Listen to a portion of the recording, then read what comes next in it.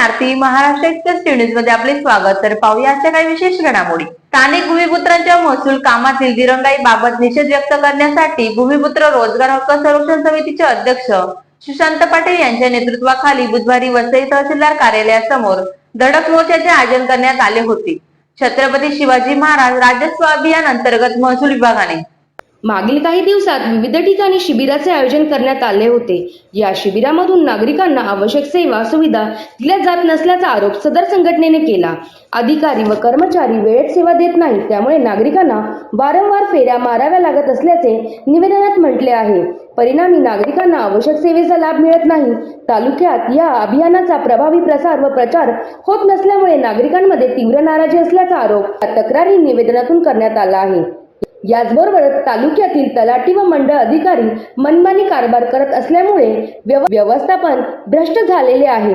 जाणीवपूर्वक स्थानिक भूमिपुत्रांची कामे प्रलंबित ठेवली जाताना याची माहिती तहसीलदारांनी घेणे अपेक्षित असल्याचे मत यावेळी आंदोलकांनी व्यक्त केले. यावर आवश्यक कारवाई न झाल्यास तीव्र आंदोलन छेडणार असल्याचे म्हटले जाते. आंदोलनस्थळी आदिवासी तारपा नृत्य करून सकाळी या आंदोलनाला सुरुवात करण्यात आली. यावेळी विविध पक्षाचे पदाधिकारी या आंदोलनात सहभागी झाले होते. तहसीलदारांनी आंदोलनस्थळी येऊन आंदोलनकर्त्यांच्या मागण्या ऐकून घ्याव्या. या मागण्यांसाठी काही काळ येथील मुख्य प्रवेशद्वार गर्दी होऊ नये म्हणून बंद केले होते. याची दखल घेत वसईचे तहसीलदार दीपक गायकवाड हे आंदोलन करताना प्रत्यक्ष होऊन भेटले. यावेळी नायब तहसीलदार राजाराम देवकाते, पुरवठा निरीक्षक अधिकारी भागवत सोनार उपस्थित होते. त्यांनी उपस्थित आंदोलनकर्त्यांच्या मागण्या ऐकून व समस्या ऐकून घेतल्या. त्यानंतर त्यांना तहसीलदार दालनात चर्चेसाठी आमंत्रित केले. यावेळी तहसीलदारांनी आंदोलनकर्त्यांना आवश्यक ठिकाणी तत्काळ कारवाईचे आश्वासन केले. तसेच राजस्व अभियान बाबतचे प्रत्यक्ष कामकाज कशा स्वरूपात चालते याची माहिती आंदोलनकर्त्यांना दिली. आज महाराष्ट्र शासनामार्फत जर आपण बघितलं असेल की छत्रपती शिवाजी महाराज महसूल समाधान शिबिर किंवा जे काही योजना या ठिकाणी राबवली जाते ते गोरगरिबांच्या कष्टकऱ्यांच्या पर्यंत पोहोचली पाहिजे. हे निबरगट्टा प्रशासनाचे अधिकारी आज या ठिकाणी जर तुमच्याकडे कुठलंही काम छोटंसं काम जरी घेऊन आले तर हे काम करत नाहीत. तासन तास या ठिकाणी बसून ठेवतात, कधी हे उपस्थित नसतात आणि महिने या ठिकाणी आमच्या कष्टकरी बांधवांना, गोरगरीब आगरी कोळी बांधवांना, या ठिकाणच्या आदिवासी बांधवांना चक्रा मारावं लागतात, खेटे मारावं लागतात. आणि मग कुठेतरी हे राज्य कोणाचं आहे असा प्रश्न आम्हाला पडतो.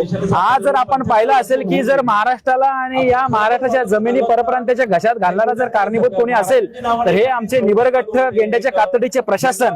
हे जे प्रशासन, हे मराठी आडनाव लावून बसलेलं प्रशासन, हे शेतकऱ्यांच्याच पोटी जन्माला आलेलं प्रशासन. आज ज्या वेळेस हे अधिकारी होतात, एमपीएससी पास होतात, यूपीएससी पास होतात, त्यावेळेस यांची गावभर आम्ही मिरवणूक काढतो, गुलाल उधळतो, आम्हाला आनंद होतो. परंतु यांच्या बुडाखाली जेव्हा खुर्च्या येतात हे गोरगरिबीला विसरतात आणि महाराष्ट्र देशोधडीला लावायचं काम यांच्या मार्फत आणि या राज्यकर्त्याच्या मार्फत होत आहे. आजच्या या मोर्चाच्या माध्यमातून माननीय चंद्रशेखर बावनकुळे साहेब, आपल्याला एक विनंती आहे, आपण महसूल मंत्री आहात, या राज्यामध्ये एक जमीन वाचवा कायदा झाला पाहिजे जेणेकरून हा विकासाच्या नावाखाली परप्रांतीय महाराष्ट्राला अक्षरशः ओरबडत आहेत आणि इंच इंच जमीन आज त्यांच्या घशामध्ये जाते आहे. आज आपला शेतकरी बांधव, गोरगरीब बांधव, आदिवासी बांधव आंदोलन करतोय, मोर्चे काढतोय, विविध मार्गाने आपल्यापर्यंत आवाज पोहोचवण्याचा प्रयत्न करतोय, परंतु हा आवाज दाबण्याचा प्रयत्न होतोय असं आम्हाला वाटतंय.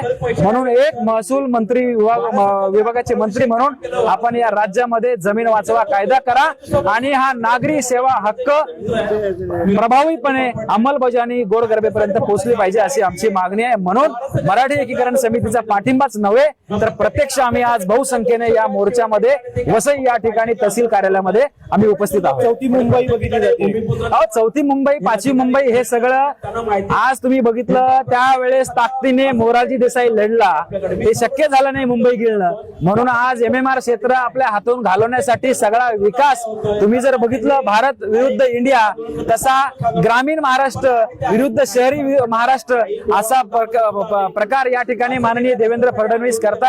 MMR रिजनच्या नावाखाली फक्त शहरी भागामध्ये परप्रांतीच्या सुविधेसाठी मेट्रो काय, ट्रेन काय, मोठ्या मोठ्या योजना आणून भूमिपुत्राला, मराठी बांधवाला, गोरगरीब आदिवासी बांधवांना देशोधडीला लावतायत, त्यांच्या जमिनी गिळल्या जात आहेत. एक छोटासा रस्ता करायचं म्हटलं, पाण्याची योजना आणायची म्हटलं तर त्यांना वर्ष ताटकळत ठेवता. परंतु एखाद्या बिल्डरने, लोढासारख्या बिल्डरने एखादी इमारत उभारली त्याला मात्र तुम्ही त्याच 2-4 दिवसामध्ये रस्ता मंजूर करता, विविध सुविधा पुरवता. हे कुठेतरी थांबलं पाहिजे आणि हे राज्य वाचलं पाहिजे. यासाठी काही मराठी एकीकरण समिती नेहमी आणि सदैव प्रयत्न करत राहणार. या पुढचं आमचं आंदोलन असेल जमीन वाचवा कायदा, ते थेट मंत्रालयावर असेल. आणि मला खात्री आहे आज जसा भूमिपुत्र एकवटलाय, याआधी देखील विविध आंदोलन आम्ही मराठी म्हणून एकवटलेलो आहोत. याच्या पुढे देखील असाच सागरी किनारी भूमिपुत्र एकवटून या सरकारला पळताभुई करणार आहोत, एवढं मात्र लक्षात घ्या.